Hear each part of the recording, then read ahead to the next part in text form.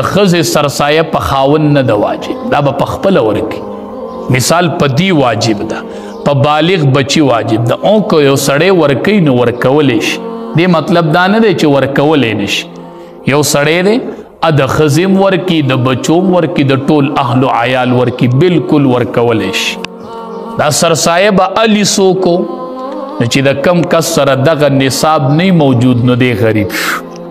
چې د 52 تولو دا 1,33,000 خواوشه دا پیسې ورسره نشتا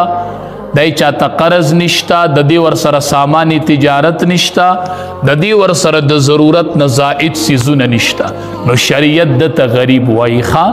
د شریعت په اصطلاح کې دی غریب دی اگر کده د خپل کور شته کور خپل له خو چې د سره دغه نشته نو د شریعت غریب وای نو د سرسایه اغستل شي او چې دغه نصاب ور سره پوری نو په د باندې سرسایه بیا اغستل د ټیک نه دی ګوره د مالدار دی او مالدار سړی به سرسایه نه دی ها مطلب دا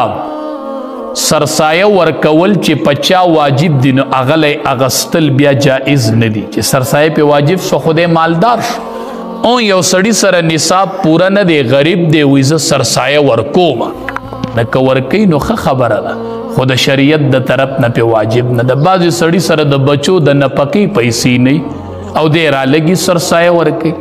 نو ته چې 1500 روپۍ سرسایه ورکي واجب نه د په دې باندې بچو له نفقه ولې نه راوړي و بچو له په اوړه ولې نه راوړي نو چې کم کسان مستحقین دی هغه الی بعض زنانه خلق ناپوي 1.5 لک او 2 لک روپۍ ور سره او د خلکو نه سرسایه راټولي نو ګوره دا اصل د خلق سرسایه مزه کوي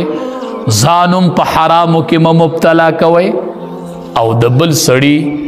سرسایه هم خرابوي دي ته صدقه الفطر وای نو پکار دادا چې د مخ کې نه ورکړلې شي د چا ضرورت هغه په ځان خپل ضرورت پوره کړي د 52 تولو قیمت نن سبا دي سي 1,33,000 یا 34,000 خو شارغيږي خو نرخ کله خيږي کله کمیږي خو د وخت سره معلومات کوي 52 تولی سپینزر نن سبا ریټ 1,33,000 خو شارغيږي نو چې د یو سړی سره 1,33,000 34,000 خو شار روپۍ وي یی دا چاته قرضی یی دکان دی د دې دی یا ور سره د ضرورت نه زائد سيزونه دي د اغي قیمت دی ترسیږي نو دا سړی په شریعت کې مالدار دی په د باندې سرسایه واجب ده د باندې خپل سرسایه او د خپل نابالغ اولاد سرسایه په د باندې واجب ده د بخپل سرسایه ورکی او د نابالغ اولاد بمور د بالغ اولاد سرسایه په پلار نه د واجب